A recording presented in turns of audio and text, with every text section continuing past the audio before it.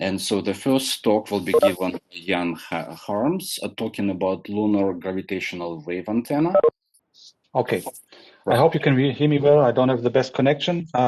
First of all, thank you very much for the opportunity to present the lunar gravitational wave antenna to you. If you want to learn more about this beyond what I'm going to say today, then you can find a paper under the same title under Astrophysical Journal, in Astrophysical Journal, where we published this concept earlier this year. All right. So what is this about?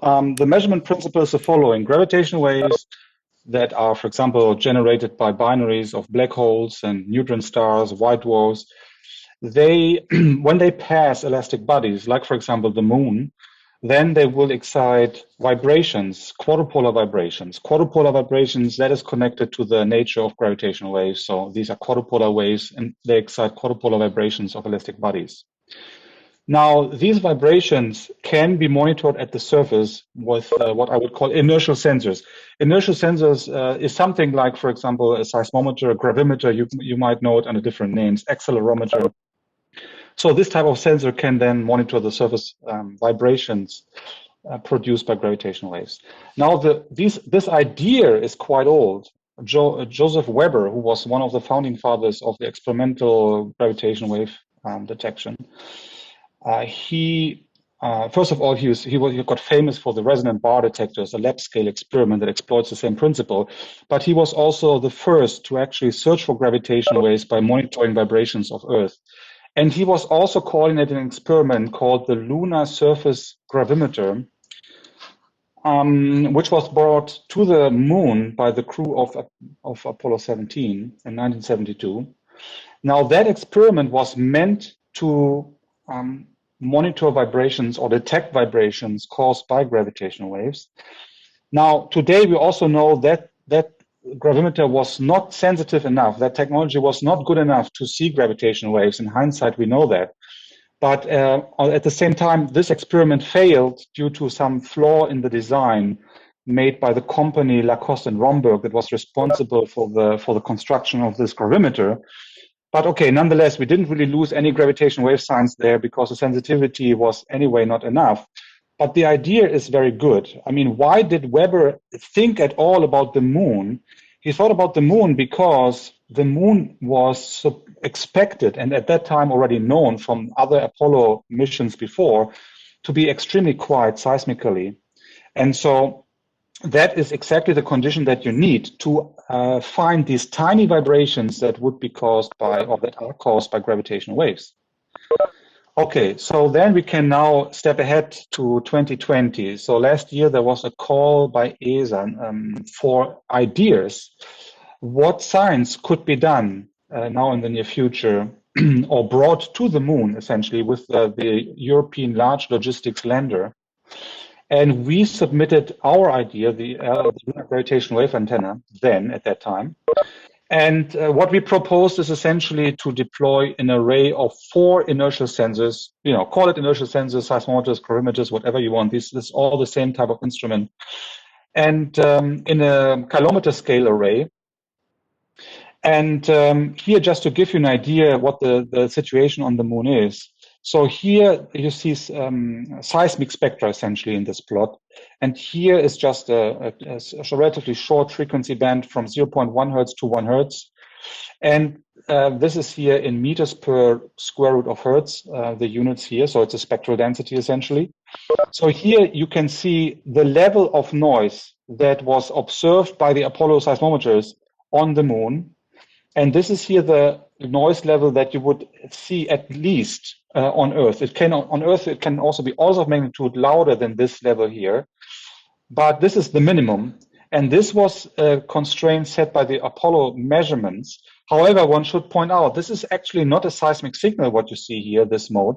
This is the instrument noise. So on the moon, it is so quiet that even the very sensitive seismometers that were brought to the moon with the Apollo missions were not able to see this background noise. What they observed were, of course, moonquakes, meteoroid impacts, all of that. But these occur relatively rarely, or with minor magnitudes. So these would essentially reduce a little bit the time you would be able to search for gravitational waves, but they are not adding up. So as far as we know, at least, they're not adding up to a significant background level. That means something that is continuously present that would set essentially a sensitivity limit to our search for gravitational waves. Now, but even if there is some limitation due to seismic disturbances, we propose this array of 4 seismometers for a reason, because with that array, you would be able to distinguish, to some extent at least, not perfectly, but to some extent, you would be able to distinguish between seismic events from moonquakes and meteoroid impacts, for example, and gravitational wave signals. So that is, for that reason, an important part of the experiment. Now, I was already indicating on the last slide that we would like to have the deployment in a crater. So not any crater, we would like to have it in a permanent shadow. And this has to do with the technology that we want to use. Now, today, this might not be true for the future, but today we believe that we cannot achieve the sensitivity with our instruments at higher temperatures, let's say, 100 Kelvin, 200 Kelvin. We believe this is not cold enough for our instruments to achieve the sensitivity that we need to see gravitational waves signals. So we need to cool these instruments down essentially to 4 Kelvin, and we for many reasons we would greatly profit from a natural environment that is already at cryogenic temperatures. It turns out that at the south and north pole of the moon, there are these permanent shadows, and in some of them, there are even doubly cast shadows where there are craters inside craters.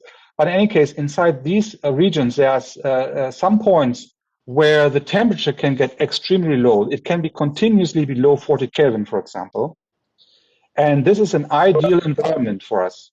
So this will essentially offload a lot of work for us to get from then something like 40 Kelvin to 4 Kelvin. So the cryogenic system would be quite simplified in this case. Now, the other advantage, just to point out, is that in the permanent shadow, you also do not have events that are thermally induced. So the Apollo seismometers, they observed many small events that were had a thermal origin, where some temperature changes, for example, at the surface induced some stress and strain, and so in the surface to cause then tiny events, and these can also be avoided in such a permanent shadow. Now, if you deploy in a permanent shadow, of course, then you have other challenges to overcome. And the main challenge is to get power to your experiment. And there are in principle 2 options. You can use nuclear power. This is a bit costly, first of all. Then you have safety concerns, of course. And then from the European perspective, you have at least the constraint that ESA has not used them in the past and might not use them in the future. So then the other option is that you can bring power into your permanent shadow with laser power beaming, for example. So then you would here have solar cells here somewhere in the sunlit part of the rim of the crater, for example. And then you would beam down, we would convert that into essentially a laser beam, and that would shine onto a receiver panel and convert it back into electricity. And this is another way to do it. In fact, I am currently having most contacts with industry to understand what is the state of the art at the moment. How far are we from realizing such a system? And with a total consumption that we estimate at the moment of maybe 200 watts of the entire experiment, it seems that that this is quite feasible to do, but of course not ready yet. There's no system ready for such an application yet. So to talk a bit about the payload, about the inertial sensor that we want to bring to the moon, our proposition. It is essentially a mechanical system, and it is a very intelligent design. So we start essentially with a monocrystalline niobium block, and then with some technique, you can cut into this monocrystalline block a structure. Essentially, you can get a proof mass in this way, detached from a frame, but it is still remaining attached to the frame via small cantilevers. And this can be designed in a way that it is really suitable for low frequency measurements. But the key here is really that you start with a monocrystalline block, because in that case, you get a mechanically very high quality system.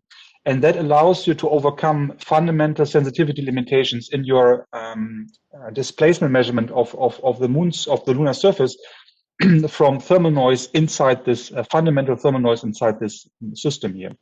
And then the 4 Kelvin will serve for the for squid assisted readouts with coils and so on and so forth. So superconductor technology essentially will be enabled by the low temperatures, and that will all of this will give you a sensitivity of your instrument that is orders of magnitude better than what has been realized so far. For example, in Mars Insight, similar also to what is foreseen for the FSS mission. I think that is being in the planning now. Fine. What you need to develop such an instrument on Earth is you need to provide an environment for. Did we lose Jan? So I guess Jan will come back soon.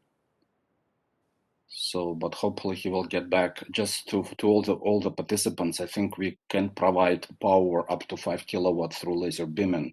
So the power may not be a problem for the concept. And so realistically, we have this already demonstrated partially on the lab on the ground. And we are working with breakthrough initiatives to deliver in a beam combination. So something like that may enable the power transmission to lunar instruments. All right, so maybe we can move on to the next talk.